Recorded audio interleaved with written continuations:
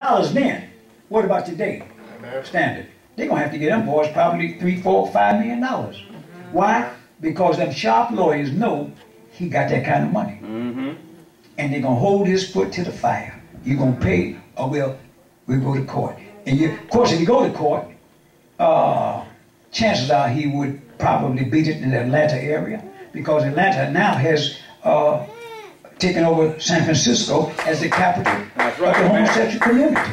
Atlanta, Georgia now. That's right, sure. So he probably would beat it. But by it dragging on and on, it's better to him, since he got all that money anyhow, give him $4 or $5 million and let him go on down the road. And that's what they'll do. And them same foolish people, they probably would help him pay the expense. When all he got to do is go and grab one of them suitcases he got hid in the basement. That's right. Stuffed full of $100 bills. That's all he got to do. You think the IRS know the money that man got stashed? They can't do it legally because he's tax exempt. I'm trying to tell foolish people, you don't know what them preachers got.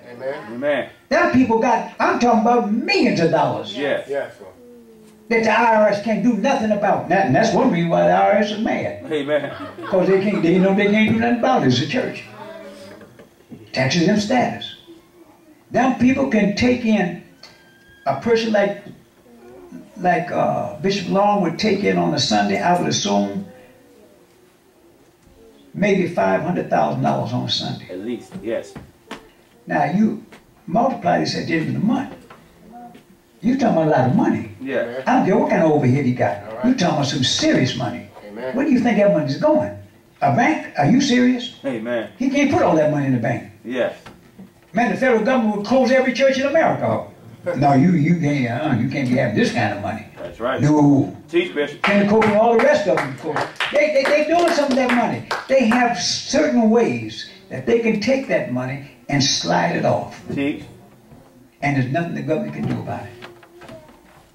You talk about what was that group that was trying to exploit the federal government, and they was charging them $200 for a hammer and $300 for a screwdriver. Halliburton.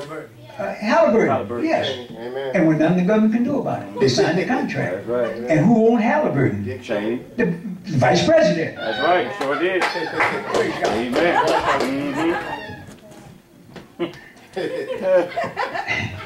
Wake up, America. Amen.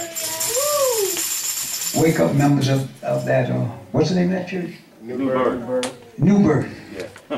New Birth. Can you imagine him naming that church New Birth? Which means born again. Yeah. And the people went for it. Well, I've came to serve your notice.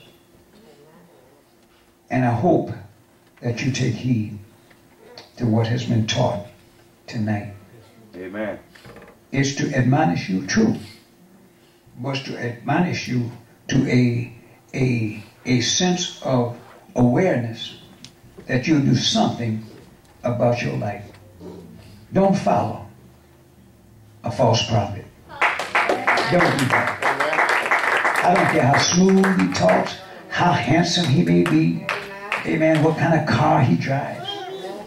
That has nothing to do with where you're going to spend eternity. And if you believe in heaven and hell, it's recorded in this Bible. If you believe in the Bible, you'll do something about your life. When you've heard this message. Again, in the Greer area and the Greenville area, October the 5th, 6:15, we're going to meet in front of that church, and we're going to have a peaceful rally.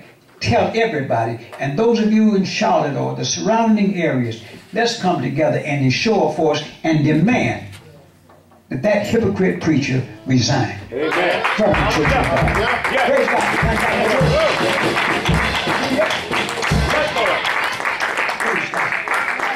I will never draw back.